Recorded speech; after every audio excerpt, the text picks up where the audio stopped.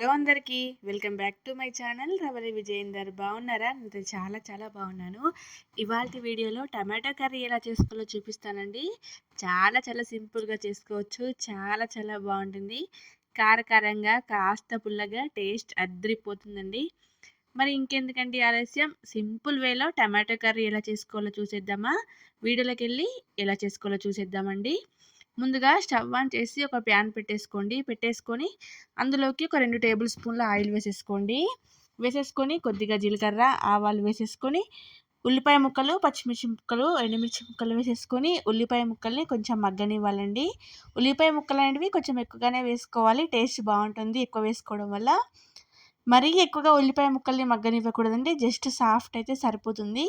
ఇప్పుడు ఇందులోకి కొద్దిగా కరివేపాకు కూడా వేసుకోవాలి. కరివేపాకు వేసేసుకొని ఒకసారి అంతా బాగా ఫ్రై చేసేసుకోవాలి. కరివేపాకు ఫ్లేవర్ అనేది చాలా బాగుంటుందండి. అస్సలు స్కిప్ చేయొద్దు. చూడండి ఇలా మంచిగా మగ్గిపోయాయి కదా!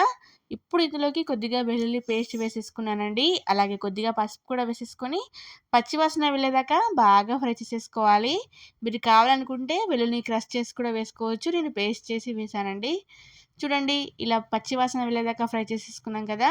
ఇప్పుడు ఇందులోకి సన్నగా తరిగిన టమాటో ముక్కల్ని కూడా వేసేసుకొని టేస్ట్ సరిపడా ఉప్పు వేసేసుకోవాలండి. టమాటో ముక్కలు వేసిన వెంటనే. అలా అయితే టమాటో ముక్కలు అనేటివి మంచిగా మగ్గిపోతాయి. చూడండి స్టవ్‌ని లో ఫ్లేమ్‌లో పెట్టుకొని ఒక 2 మినిట్స్ పాటు కంటిన్యూస్‌గా కలుపుకోవాలి.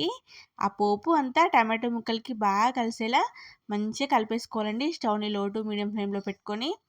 చూడండి ఇలా కలిపేసాం కదా! ఇప్పుడు మూత పెట్టేసుకొని స్టవ్‌ని లో టు మీడియం ఫ్లేమ్‌లో అడ్జస్ట్ చేసేసుకొని టమాటోల నుండి వాటర్ అన్నీ రిలీజ్ అయ్యేదాకా బాగా కుక్ చేసుకోవాలి. చూడండి ఇలా వాటర్ రిలీజ్ అయ్యి ఒక 40% టమాటో ముక్కలైతే మగ్గిపోయాయి కదా! ఇలా స్పూన్‌తోని చక్కగా మ్యాష్ చేసేసుకుంటూ మంచిగా కలిపేసుకోవాలి. ఇప్పుడు 50% మగ్గిపోయింది కదా అండి! ఇప్పుడు ఇందులోకి టేస్ట్ సరిపడా కారం వేసేసుకుందాం. ఒక 2 టీ స్పూన్స్ కారం అయితే వేశాను. మీరు మీ టేస్ట్ ప్రకారంగా వేసుకోండి. అలాగే కొద్దిగా ధనియాల పొడి, కొద్దిగా జీలకర్ర మెంతుల పొడి వేసుకుంటే కూడా చాలా ఫ్లేవర్ బాగుంటుంది. ఒక హాఫ్ టీ స్పూన్ జీలకర్ర మెంతుల పొడి వేసేసానండి. ఇప్పుడు ఆ ఉప్పు, కారం అంతా టమాటో పీసెస్‌కి మంచిగా కలిసేలాగా మంచిగా కలిపేసుకోవాలి. చూడండి ఒక 1 మినిట్ పాటు స్టవ్‌ని లో ఫ్లేమ్‌లో పెట్టుకొని ఆ ఉప్పు, కారం అంతా బాగా కలిసేలా ఇలా కలిపేసుకోవాలి. ఇలా కలిపేసుకున్నాం కదా అండి! ఇప్పుడు ప్యాన్ పైన ఒక మూత పెట్టేసుకోవాలండి. ఒక ప్లేట్ లాంటిది పెట్టుకొని అందులోకి ఒక గ్లాస్ ఆఫ్ వాటర్ వేసేసుకొని ఆ వాటర్ అనేటివి మంచిగా కిందికి వెళ్ళి టమాటో కర్రీ అనేది గ్రేవీ కూడా మంచిగా వస్తుంది. అడుగంటకుండా ఉంటుందండి. ఒక 5 మినిట్స్ పాటు అలా ప్లేట్ పెట్టేసుకొని అందులో వాటర్ పెట్టేసుకొని కుక్ చేసుకోవాలి. ఫైనల్‌గా ఒక గుప్పెడు కొత్తిమీర వేసేసుకుంటే అద్దిరిపోయే టమాటో కర్రీ రెడీ అయిపోయినట్లే అండి. టేస్ట్ అయితే చాలా చాలా బాగుంటుంది.